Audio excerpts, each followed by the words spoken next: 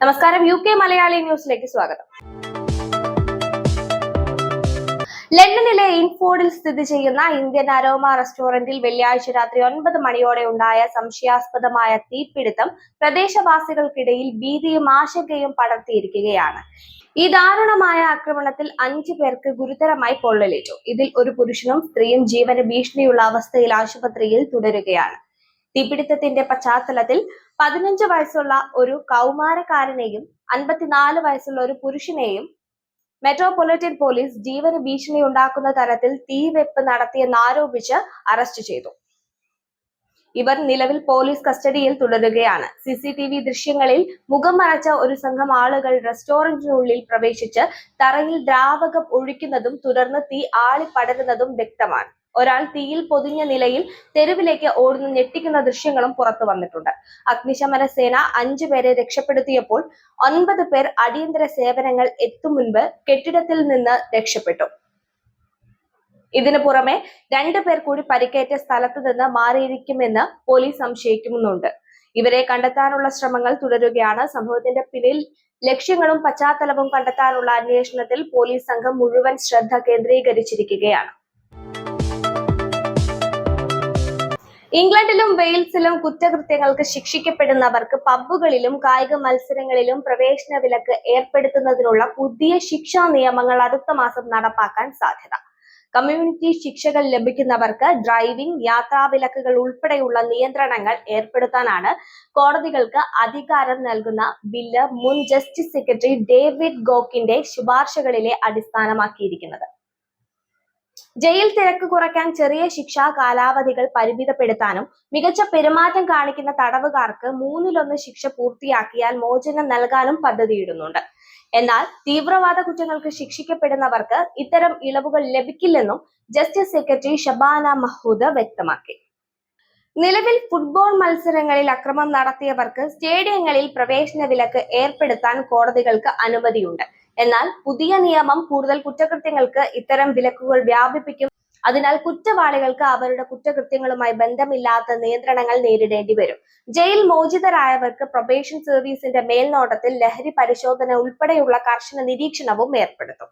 ന്യായാധിപന്മാർക്കും മജിസ്ട്രേറ്റുമാർക്കും കൂടുതൽ ശിക്ഷാ ഓപ്ഷനുകൾ നൽകി കുറ്റങ്ങൾ തടയുക, തെരുവുകൾ സുരക്ഷിതമാക്കുക, അപകടകാരികളായ കുറ്റവാളികൾക്ക് ജയിലിടം ഉറപ്പാക്കുക എന്നിവയാണ് ഈ പരിഷ്കരണങ്ങളുടെ ലക്ഷ്യമെന്ന് നീതിന്യായ മന്ത്രാലയം വ്യക്തമാക്കി.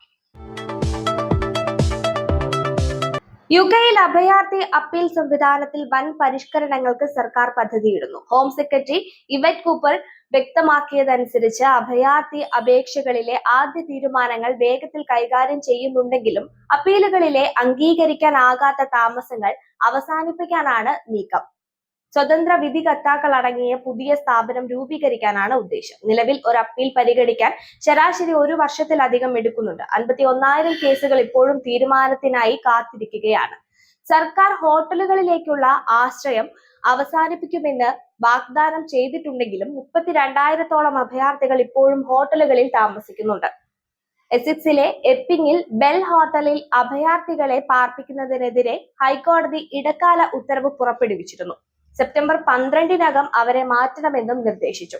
അഭയാർത്ഥി കൗൺസിൽ ചൂണ്ടിക്കാട്ടുന്നത് അപ്പീലുകളുടെ എണ്ണം കുറയ്ക്കാൻ ആദ്യ തീരുമാനങ്ങൾ ശരിയായി എടുക്കുക എന്നതാണ് മാർഗമെന്നാണ്. ഏകദേശം പകുതിയോളം അപ്പീലുകളും വിജയിക്കുന്നത് തീരുമാനങ്ങളിലെ പിഴവുകൾ മൂലമാണെന്ന് അവർ വ്യക്തമാക്കി. UK-യിലെ കാർഡിഫിൽ നടന്ന ദാരുണമായ വാഹനാപകടത്തിൽ ഇന്ത്യൻ വംശജയായ യുവതി കൊല്ലപ്പെട്ടു. നിവുൻ ഹെലേജ ഡോണ നിരോധ കാലാപാനി നിവുൻ ഹെല എന്ന 32 വയസ്സുകാരിയാണ് വ്യാഴാഴ്ച രാവിലെ 7:30-ഓടെ ഉണ്ടായ അപകടത്തിൽ മരിച്ചത്. അപകട വിവരം അറിഞ്ഞ് സംഭവ സ്ഥലത്തെത്തിയ പോലീസ് ഉദ്യോഗസ്ഥർ യുവതിയുടെ ജീവൻ രക്ഷിക്കാൻ ശ്രമിച്ചെങ്കിലും ഫലമുണ്ടായില്ല. സംഭവം കൊലപാതകമായി അന്വേഷിക്കുകയാണെന്ന് സൗത്ത് വെയിൽസ് പോലീസ് അറിയിച്ചു. സംഭവവുമായി ബന്ധപ്പെട്ട് പെൻവിൻ സ്വദേശിയായ തിസാര വെരാഗേജ് എന്ന 37 വയസ്സുകാരനെ പോലീസ് അറസ്റ്റ് ചെയ്തു. കൊലപാതക കുറ്റം ചുമത്തിയാണ് ഇയാളെ കസ്റ്റഡിയിലെടുത്തിരിക്കുന്നത്. കാർഡിഫ് മജിസ്ട്രേറ്റ് കോടതിയിൽ ഹാജരാക്കിയ പ്രതിയെ റിമാൻഡ് ചെയ്തു. അപകടത്തിന്റെ കാരണവും സാഹചര്യങ്ങളും കണ്ടെത്താൻ വിശദമായ അന്വേഷണം നടക്കുകയാണ്.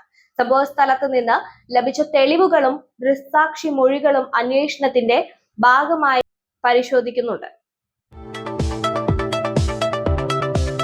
എൽ ഓഫ് വൈറ്റിലെ ഷാംഗ്ലിന് സമീപം ഒരു ഹെലികോപ്റ്റർ വയലിൽ തകർന്നു വീണ് ഒരാൾക്ക് ഗുരുതരമായി പരിക്കേറ്റു. Hampshire and Isle of Wight air ambulance പരിക്കേറ്റ ആളെ സതാംപ്ടണിലെ യൂണിവേഴ്സിറ്റി ഹോസ്പിറ്റലിലെ മേജർ ട്രോമ സെന്ററിലേക്ക് എയർലിഫ്റ്റ് ചെയ്തു. രാവിലെ 9:24 അപകടം നടന്നതെന്ന് Hampshire and Isle of Wight constabulary അറിയിച്ചു. ഷാംഗ്ലിൻ ടൗൺ കൗൺസിൽ ഈ ഹെലികോപ്റ്റർ ഒരു ഫ്ലൈറ്റ് ആയിരുന്നുവെന്നും ജനവാസ മേഖലകളിൽ നിന്ന് അകലെ വയലിൽ സുരക്ഷിതമായി ഇറക്കിയ പൈലറ്റിനെ പ്രശംസിച്ചു. ബാങ്ക് ഹോളിഡേ വീക്കെൻഡിൽ Isle of Wight scooter rally ഉൾപ്പെടെ നിരവധി പരിപാടികൾ ദ്വീപിൽ നടക്കാറുണ്ട്. ന്യൂപോർട്ട്, വെന്റ്നർ, ഷാംഗ്ലിൻ എന്നിവിടങ്ങളിൽ നിന്നുള്ള ഫയർ ആൻഡ് റെസ്ക്യൂ ടീമുകളും 4 ആംബുലൻസുകളും സംഭവസ്ഥലത്തെത്തി രക്ഷാപ്രവർത്തനം നടത്തി. ആക്സിഡന്റ് ഇൻവെസ്റ്റിഗേഷൻ ബ്രാഞ്ച് അന്വേഷണം ആരംഭിച്ചിട്ടുണ്ട്. വാർത്തകൾ പൂർണ്ണമാകുന്നു. നന്ദി, നമസ്കാരം.